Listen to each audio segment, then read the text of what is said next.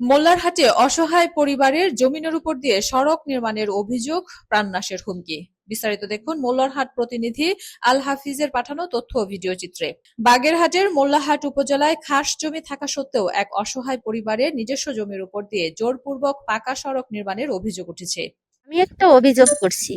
অভিযোগটা হচ্ছে, এই যে সরকারি খাল, এর সাইডে খাস জায়গা থাকা সত্ত্বেও রিকার্ডের জায়গা দিয়ে জোর জবরদস্ত করে এলাকাবাসী রোড নিচ্ছে। এই ঘটনায় সংশ্লিষ্ট ঠিকাদার ও স্থানীয় কিছু প্রভাবশালীর বিরুদ্ধে অনিয়ম ও দৌরাত্ম্যের অভিযোগ করছেন ভুক্তভোগীরা। জানা যায়, উপজেলার চাকনা গ্রামের খালের পাড় সংলগ্ন একটি সড়কের নির্মাণ কাজ চলমান রয়েছে। তবে ভুক্তভোগী পরিবারের দাবি, সড়কটি খালের পাড় দিয়ে নির্মাণ করা সম্ভব হলেও ইচ্ছাকৃতভাবে তাদের দলিলভুক্ত জমির উপর দিয়েই কাজ করা হচ্ছে। ভুক্তভোগী ইয়াসমিন খাতুন তার লিখিত ও মৌখিক অভিযোগে জানান, আমাদের মালিকানাধীন জমির উপর জোরপূর্বক সড়ক নির্মাণ করা হচ্ছে, অথচ পাশে পর্যাপ্ত খাস জমি রয়েছে। সেই খাস জমি কিছু ব্যক্তি দখল করে রেখেছে, আর আমাদের জমি দখল করে রাস্তা নির্মাণ করা হচ্ছে। তিনি আরো জানান, কাজের শুরু থেকেই তিনি উপজেলা নির্বাহী কর্মকর্তা সহ সংশ্লিষ্ট বিভিন্ন দপ্তরের একাধিকবার লিখিত অভিযোগ দায়ের করেছেন। সর্বশেষ গত 15 এপ্রিল পুনরায় অভিযোগ দাখিল করলেও ঠিকাদার রাহাত তাকে প্রাণনাশের হুমকি দেন বলেও অভিযোগ করেন। এদিকে উপজেলা ভূমি অফিসের তদন্ত প্রতিবেদনে অভিযোগের সত্যতা পাওয়া গেছে বলেও উল্লেখ থাকলেও তা উপেক্ষা করে নির্মাণ কাজ চালিয়ে যাওয়ার অভিযোগ উঠেছে। আমার জমির মাথায় খাস জায়গায় আমার দেবররা বসবাস করে এবং রিকার্ডের ভিতর দিয়ে রোড চলে গেছে। আমি খাস জায়গা খাই না। এরপর আমি অফিস আদালত টিওনো স্যারের কাছে যাই। টিওনো স্যার লাইফ সাবরে দিয়ে এটা তদন্ত করে এর প্রতিবেদন দেখা কাগজপাতি সাকসেসফুল কইরা আমার ইঞ্জিনিয়ারের কাছে দেয়। ইঞ্জিনিয়ারের কাছে আমি যখন 9 তারিখে যাই, ইঞ্জিনিয়ার বলছে ওই রাস্তা করতে দেওয়া যাবে না, ওই রাস্তা ওই পর্যন্ত শেষ। আমি 2টা মামলা খাইছি, আমি 3টা মামলা খাবো না, আপনি বাড়ি যান নিশ্চিত। আমি বাড়িতে চলে আসছি। আজ আমি যখন যাই, তখন ইঞ্জিনিয়ার অফিসে ফাহাদ নামে একটা লোক বলে, আমার নাম ফাহাদ, চিনিস? রাহাদ, তুই এই মোল্লারহাট আসলি পতন হয়ে যাবি, আমি ওই রাস্তার কন্ট্রাক্টর, তুই আমার নাম্বার নিয়ে যায়, এই বলে সে নাম্বার দিছে। আমি ইঞ্জিনিয়ারে বললাম, স্যার আপনি বললেন কাজ হবে না, রোডে তো কাজ ঠিক হচ্ছে। স্যার বলে, আমার কাছে তুমি আর আইসো না, আমি কিছু করতে পারবো না, তুমি চলে যাও। ইমদাদুল বলে, এইখানে আসলে তোর পরিণতি ক্ষতি হবে। এলজিডি অফিসের ইমদাদুল আমাকে বলছে, তুই দ্রুত বাড়িতে যা।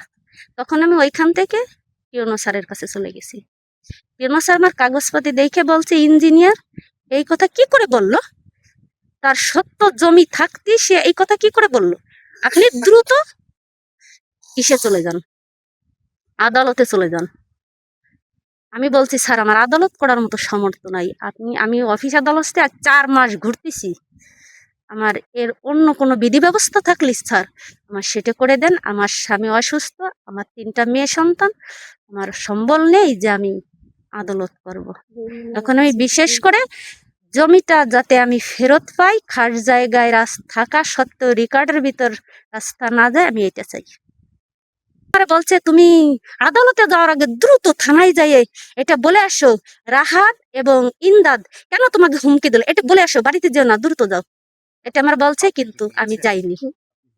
না আমি যাইনি। আমাকে যে অরিজিনাল যে রিকার্ডের জমি, সেই রিকার্ডের জমির যে এই রাস্তাটা গেছে, আমি চাই যে রাস্তাটা খাস জমি হইতে যাক, এটা আমি করতে চাই।